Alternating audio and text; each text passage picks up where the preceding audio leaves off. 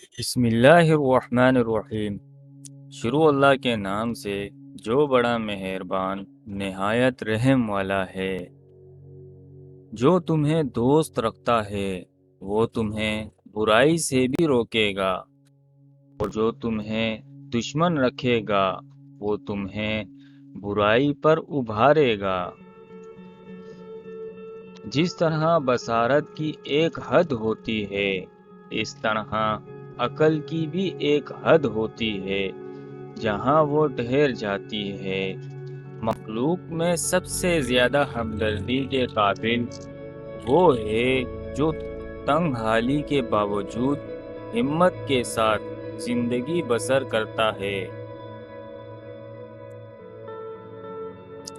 چونکہ جاہل کو اس بات کا یقین ہوتا ہے کہ وہ علم ہے، اس لیے وہ کسی کی بات نہیں مانتا۔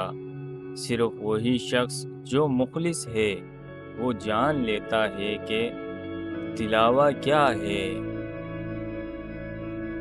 دل زبان کی کھیتی ہے، اس میں اچھی تخم ریزی کرو۔ اگر سارے دانے نہ آگ سیکھیں گے تو پک کر ضرور اگ جائیں گے۔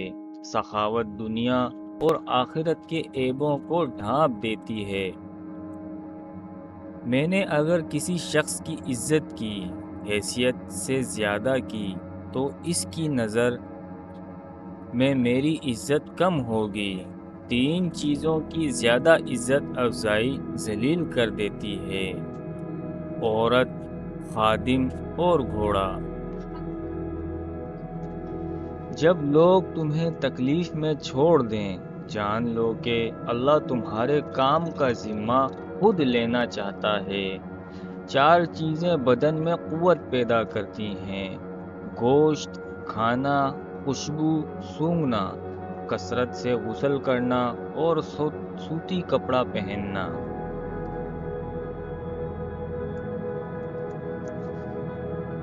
جب بھی فارغ وقت ملے اپنی ماں کے پاس جا کر بیٹھ جایا کرو، کیونکہ ماں کے ساتھ گزارا ہوا وقت قیامت کے دن نجات کا باعث بنے گا۔